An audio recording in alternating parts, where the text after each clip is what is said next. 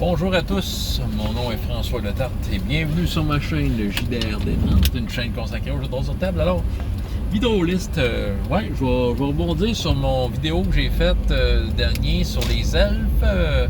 Peut-être une mise au point, répondre à des questions. Quand j'ai vu qu'il y a eu de l'interaction pas mal, Facebook, YouTube, des vidéos-réponses, tout ça. J'ai écouté celle de Danny, de Sébastien Allard. J'ai écouté celle de... Je t'en ai écouté celle de Aldor. Je sais pas si il va y en avoir d'autres, en tout cas. Bref, un sujet chaud. Parce qu'il fait chaud. Mais, OK. Peut-être une mise au point. En fait, là, par rapport à ce que je voulais expliquer dans ma vidéo, je pense que j'ai bien mal choisi le titre de ma vidéo. J'ai appelé ça le problème d'elfe. Quoique, tu sais, ça reste quand même... c'est quand même un sujet qui marche avec le titre, là. Mais moi, en fait, c'est plus le phénomène elfe. Parce que... OK, peut-être faire une mise au point par rapport à ma position là-dedans. J'ai pas de problème avec les elfes. J'ai pas de problème avec... j'ai pas de problème avec les caractéristiques, techniques du jeu, là, les caractéristiques chiffrées, que ce soit balancé, débalancé, ça me dérange pas. J'ai pas de problème avec la race en tant que telle. J'ai pas de problème avec l'interprétation en tant que telle. Même si c'était quand même ça, le but du sujet, c'était pas de dire que c'était un problème, c'était plutôt de dire que le phénomène existe. Le phénomène existe de... tu vas jouer dans un univers de jeu de rôle où ils vont te décrire, entre autres, les elfes qui sont X, mais que les joueurs vont le jouer d'une façon Y. Mais tu sais, j'ai pas décrit ça comme étant une mauvaise chose en fait, parce que chaque joueur va interpréter le personnage qu'il veut, de la façon qu'il veut, tant que tu restes crédible. Là, je pense que quelqu'un qui est à son affaire, un joueur à son affaire, va être incrédible et il va être... il va avoir du plaisir avec les autres. C'est ça le but, là, fait que c'est ça. Fait que, ouais. Fait que, tu sais, non, j'en ai pas de problème. Puis, tu sais, en même que, je veux dire, dans ma vidéo, j'en avais des solutions par rapport à ma situation. Fait que, mais quand même, c'est bien que le monde m'ait partagé plein d'affaires et ça fait voir à quel point que, bon, là, tu sais, il y a une variété dans les elfes puis tout ça. Tu sais, j'ai pas de problème avec les stéréotypes. Mais peut-être que stéréotype était là aussi un mot mal choisi. Il y a des caractéristiques, qu'on peut pas vraiment contourner. Quand tu définis une race fantastique, tout ça. Puis, oui, ça peut devenir des genres de stéréotypes, mais en fait, moi, de la façon dont je vois ça, c'est plutôt une ligne directrice sur laquelle tu peux construire et dévier. Oui, tu peux faire un personnage qui apparaît différent de ce qui est la ligne directrice. Mais il faut quand même, je pense, être au courant de c'est quoi la base, c'est quoi le stéréotype de base, puis pour, te permettre de comprendre ta distinction, OK? Bon. Ouais, j'ai fait une allusion par rapport à des races que je ferais disparaître. Bon, OK. Mais tu sais, c'est un genre de blague, là. C'est sûr que, tu sais, j'ai mes petits préférés, tu sais, OK? Moi, si je suis meneur de jeu, j'ai mes préférés. Quand je suis joueur, je veux dire, je vais avoir peut-être mes préférences. Je vais vous en parler de ça. Mais, tu sais, si je regarde ça avec un certain recul, là, tu sais, j'ai eu le temps de réfléchir à tout ça, tu sais, je fais jouer RPGS, dans ce livre-là, il y a une variété de races assez incroyable.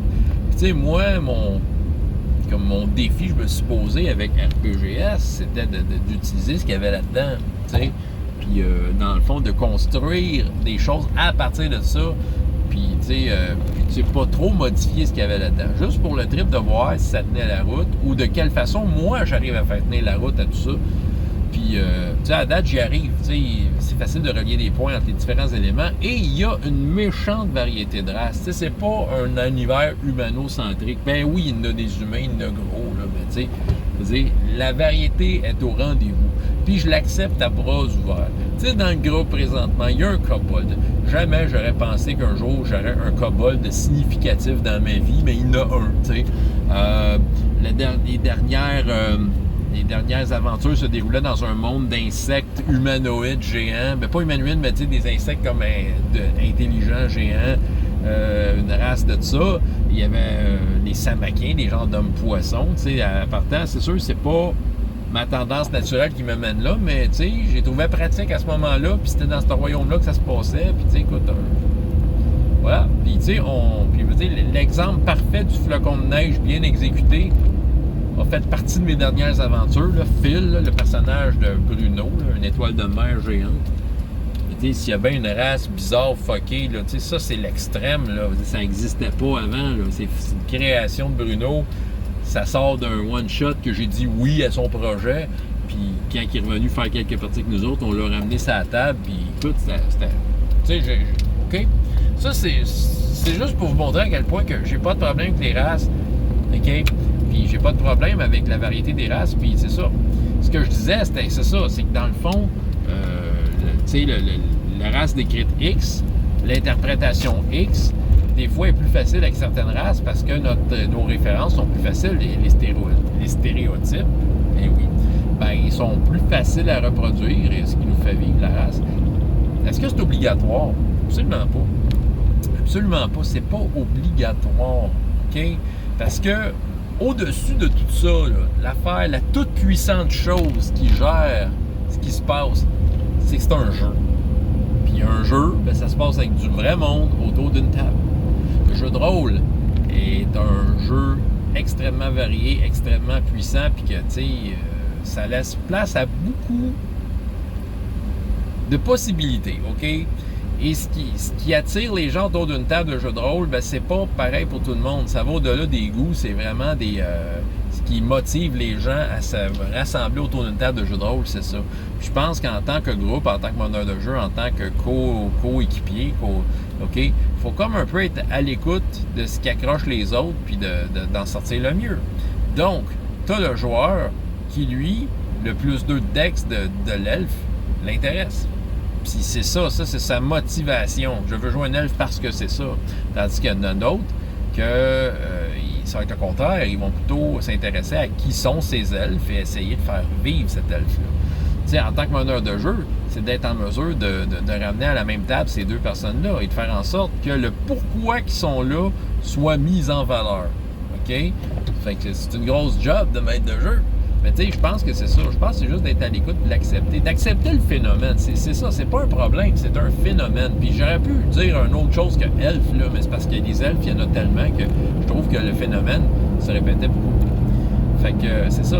Puis chacun sa version. Moi, j'ai trouvé, tu sais, en tant que meneur de jeu, le X, le Y, tu sais, question de... Comment je pourrais dire? Simplifier ma tâche. J'ai trouvé l'explication qui me faisait mon affaire dans RPGS, surtout que j'avais tellement l'espace que je voulais dans RPGS pour le faire parce que ça me permettait d'expliquer ça sans avoir à comparer ça avec ce qu'un auteur a déjà écrit par rapport à ça. T'sais, si j'aurais pris un monde plus complet, c'est ça.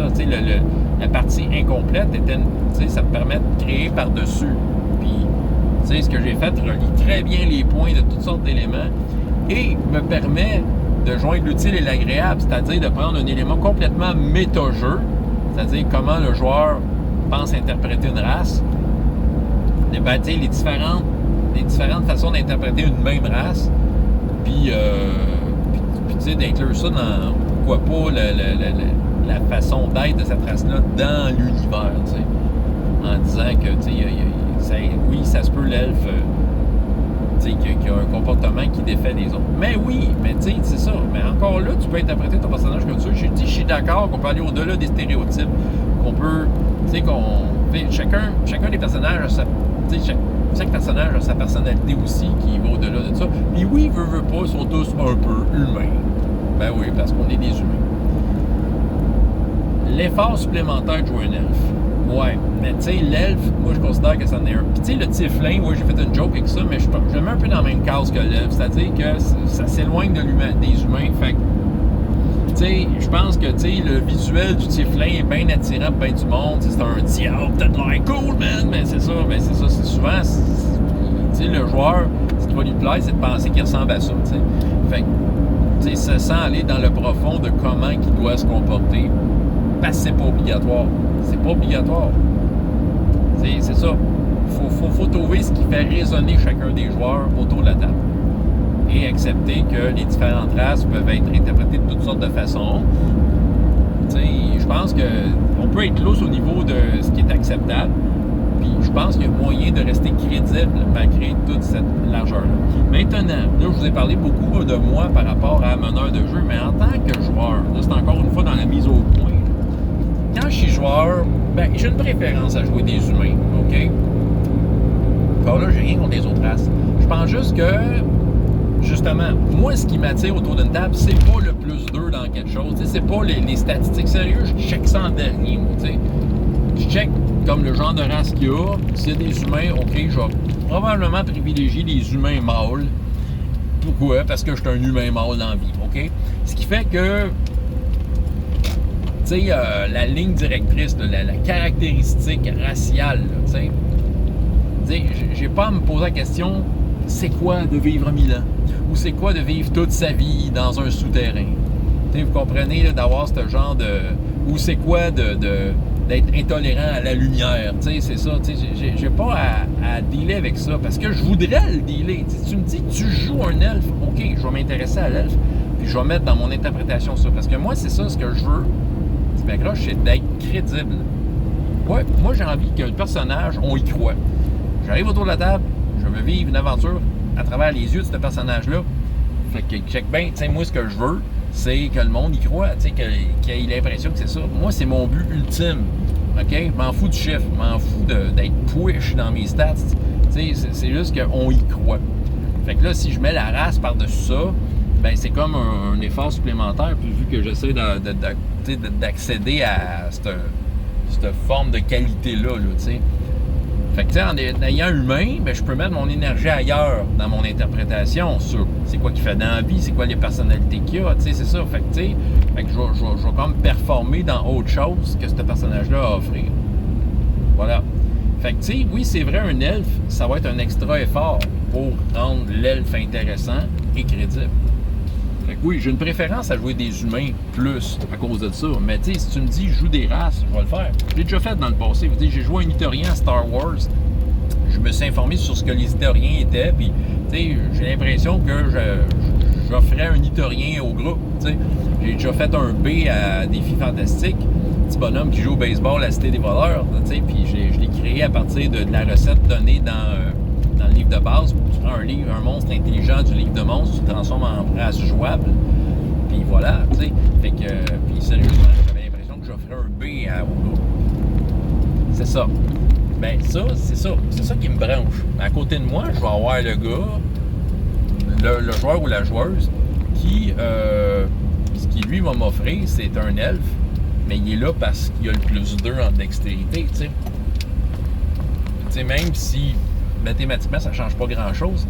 Je veux dire, il y a des joueurs à qui ça fait plaisir de penser qu'ils ont le petit edge. Fait que c'est ça. Fait que les autres, tu sais, moi, je vais être complètement complice de cette personne-là quand je suis joueur. Tu sais, même si, tu sais, comment je pourrais dire, tu sais, moi je vais mettre l'aspect dramatique. Je vais faire le genre de théâtre, là, tu sais, qui va y avec, là, mais à côté, la personne, elle va vouloir s'investir autrement dans le game, tu sais. Puis elle va être comme plus tactique. Elle va probablement être meilleure dans des affaires que j'arrive pas à faire en voulant comme interpréter un rôle, tu sais. Donc là-dessus, c'est ça, je pense d'aller chercher la force de chacun et le meneur de jeu doit, à son tour, prendre ce qui fait raisonner chacun des joueurs, puis amener les joueurs à être confortables dans leur façon de faire leur personnage. Donc, ce n'est pas un problème, les elfes. C'est juste que c'est une de ces fameuses races où, si tu veux embarquer dans le package deal de l'interprétation, justement, un comportement qui va faire penser aux elfes, je trouve qu'il lui demande un effort supplémentaire, d'une certaine façon.